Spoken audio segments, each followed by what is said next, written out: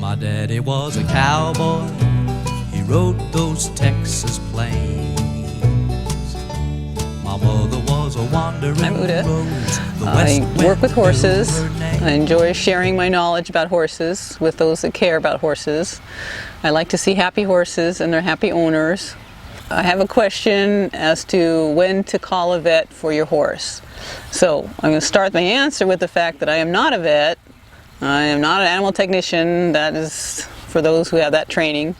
But sometimes in life experience you have examples of what to do or things that you learn. So to decide to call the vet for your horse. First of all, I would say you want to learn your physical signs for your horse. So know what the pulse of the horse is, know how to take the pulse of the horse, know what the respiration of the horse is, know how to take the respiration of your horse. You can get fancy and go for gum color. So that's when you open the lips of the horse and you see the gum by the teeth, what the color is. You can do capillary refill, which is having the lips open and pushing your thumb against the gum of the horse until it gets white, and then you pull it away and see how long it takes to refill. Those will all be good statistics or vital information to share with your vet when you call them. Other things would be the posture of the horse. Is your horse standing quietly? Is your horse really agitated? Is your horse sweating excessively? Is your horse really stomping his feet? Is your horse not putting a foot down on the ground? Is not bearing weight? Let's see, of course for colic we had the idea of the horse reaching around trying to bite its sides. Yeah, a lot of these things you see when you see them, then you recognize them.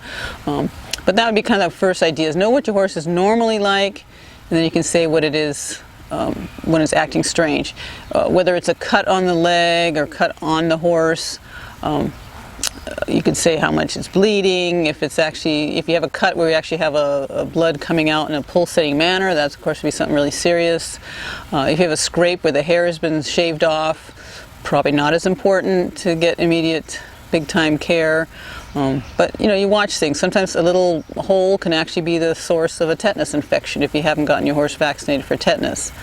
So that would also be maybe a topic to get into in terms of vaccinate ahead of time. Make sure your horse is kind of covered for a lot of things. We have certainly easy vaccines. You can oftentimes acquire them yourself and then give it to the horse yourself, or you can have the professional veterinarian give it to the horse. So those are great options that we have nowadays. A good example to me would be the West Nile case. We knew West Nile was coming to the West Coast. It started in the East Coast. It came across. The poor first horse owners on the East Coast, they had no protection. In the meantime, they were able to get a vaccine started. So us on the West Coast had the chance to vaccinate our horses before it ever arrived here. At the time I had some horses and I took advantage of that and never had a horse get sick. A lot of people for some reason thought that they would be immune to it or something, and we did have a lot of horses sick here on the West Coast, which was really kind of unnecessary since we had the steps to take to prevent that. So that's an example of, precaution is definitely better than treatment.